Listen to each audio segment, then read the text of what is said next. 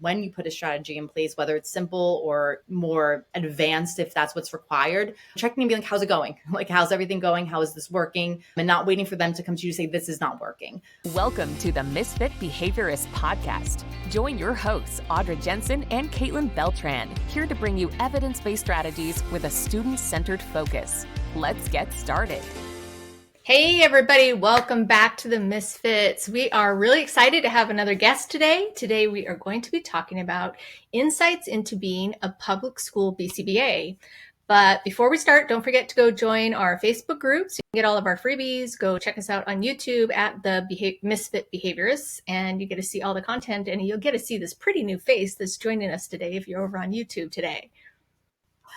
Hi, so welcome, Jen. Today we have Jen Stracquadanio, and she is going to be talking to us about 3 things that she wishes she knew before she started her job as a public school-based BCBA. So, Jen, before we get into all that, why don't you just tell us a little bit about yourself? Sure. So I got into the field by accident during my senior year at Rutgers when I signed up for a fieldwork experience at what I thought was the Douglas Daycare, the DDC, and ended up walking into the Douglas Developmental Disability Center, so the DDDC, a school for children with autism. So I definitely walked in and realized immediately that this is not what I expected. I fell in love with the environment and the people and the field.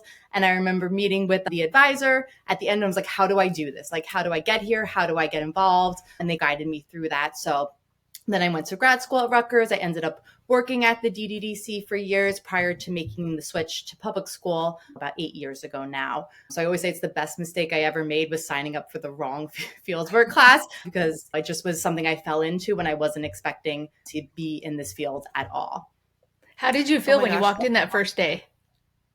I was like shocked. I was definitely shocked. And I remember walking in and it was just overwhelming, right? Because there's a lot of students, there's a lot of staff because most of the students had a 1-to-1 ratio. So a lot of adults, students communicating with AAC, which I was familiar with because my mom is a special ed teacher and works with students who communicate with AAC as well. So I recognized it immediately as, oh, this doesn't seem like something that we might see in like a 3-year-old, a pre-K 3 class at a daycare. But yeah, it was a lot going on. I remember going back to my roommates and telling them stories. And I was like, it is just incredible what everyone's doing here. And also just like a lot. I said, I don't know how everyone does this every day. But then sure enough, a couple of years later, I was in there doing it as well.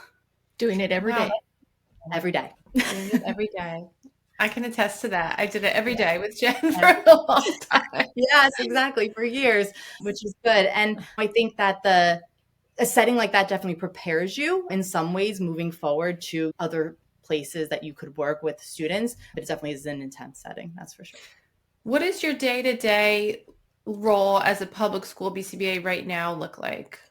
So I am one of 4 district BCBAs, which I know is pretty fortunate given that we have a lot of support in our district. So I'm stationed at one elementary school currently. We do have an ABA program in our district, ages pre-K 3 through grade 8.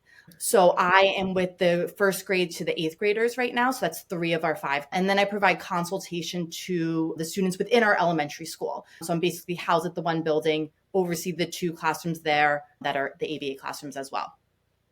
Wow, that's awesome that you get to see them move through each year for so long.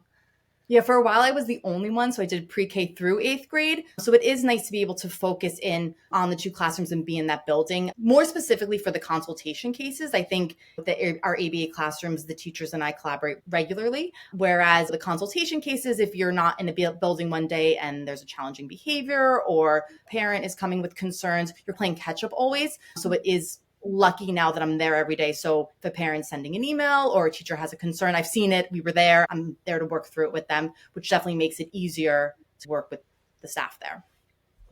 Yeah. And I mean, I know for sure you and I had like the same background going from that private school setting to public school. And I mean, culture shock was huge. The settings were so different. So I guess speaking to that, what are some practical tips that you feel like when you started in this public school role, you wish you had known or someone had shared with you?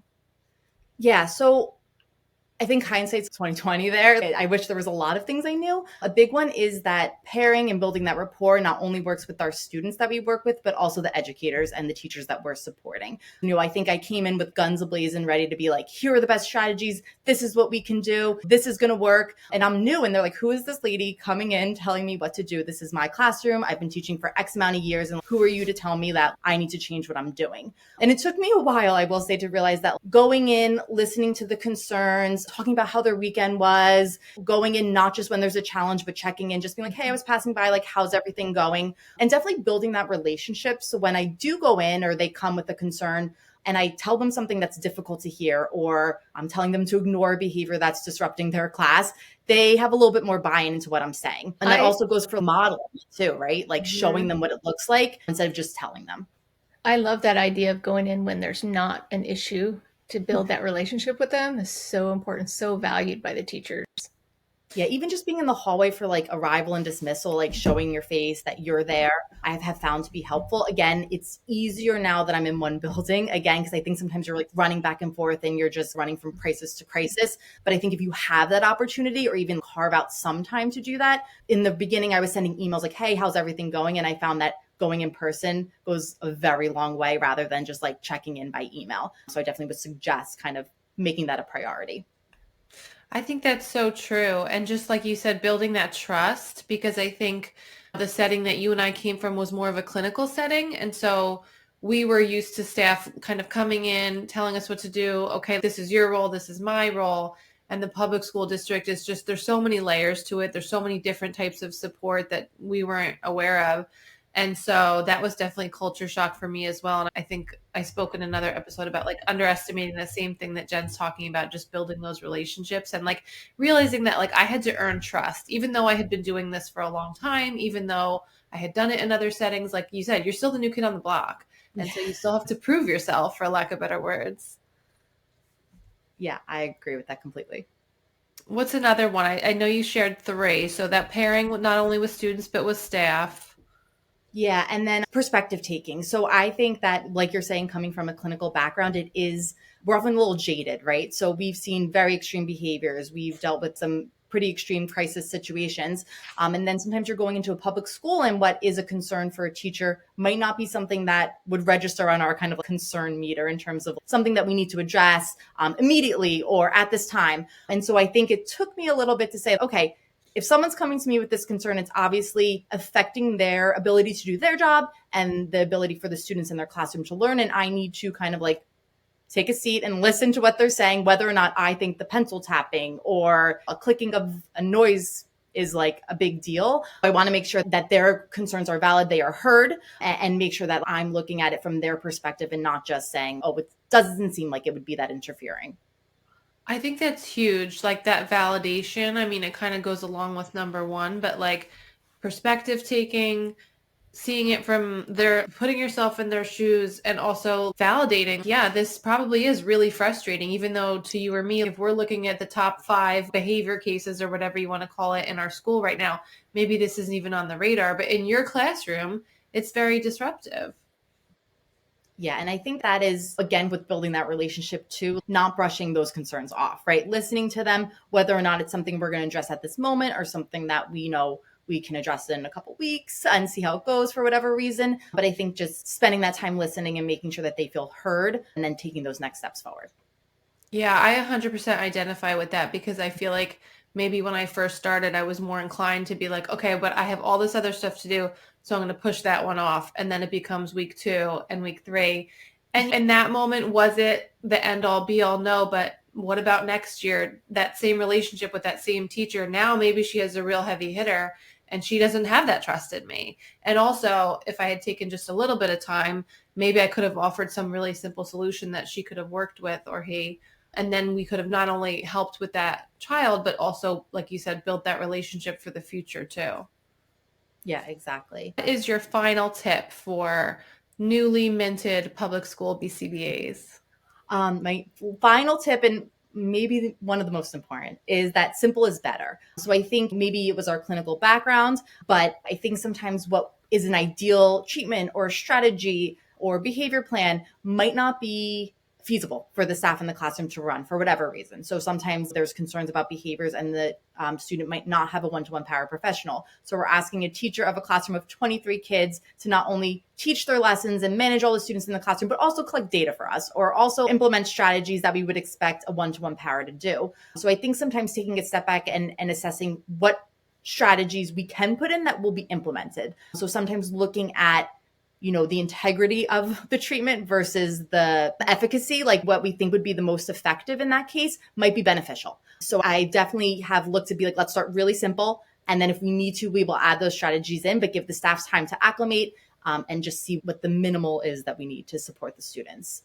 Yeah, and not in a bad way, right? The minimal to get the reduction. So I think that's probably the number one complaint that I've heard from teachers who have clinical BCBAs come in, which does happen, come in and try to support, is the clinical perspective is very different.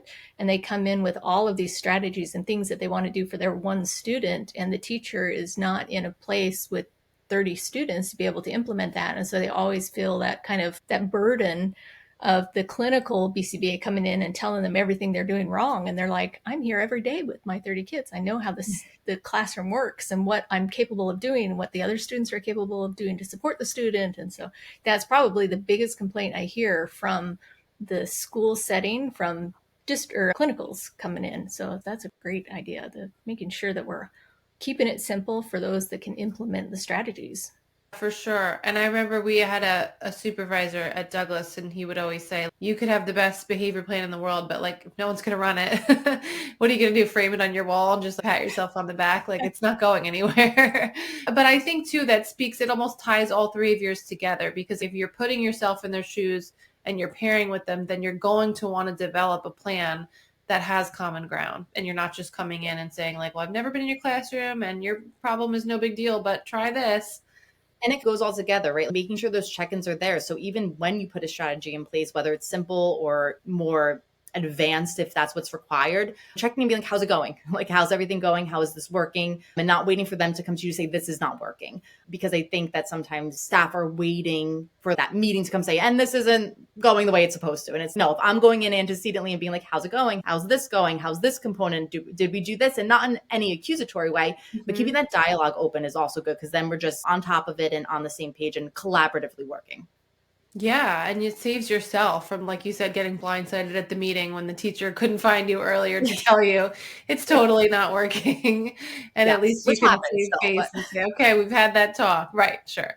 I wanted to talk to you about moms managing behavior. Can you speak to us about that?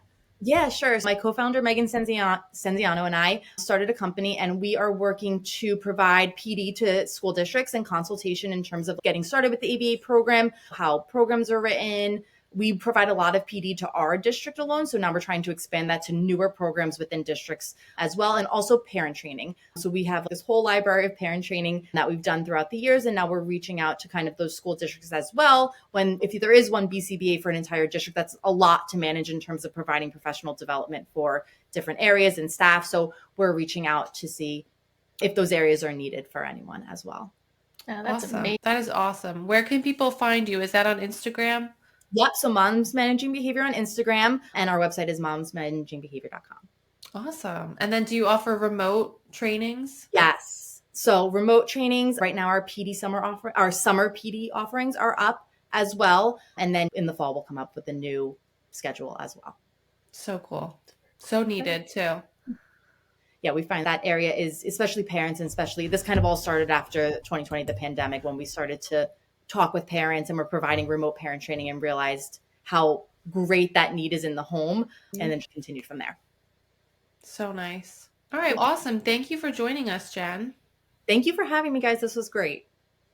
All right. Thanks for joining us this week. Don't forget to go join the Facebook group and find us on YouTube or wherever you get your podcasts, and join us next week. I believe we are talking about modifying content in general education classrooms, which was a request from one of our viewers and listeners. So that will be a really good one. So follow us, and we will see you next week. Thanks, everybody. Bye. Thanks for listening to the Misfit Behaviorists, and be sure to tune in next week for more tips and tricks. Don't forget to subscribe so you don't miss an episode.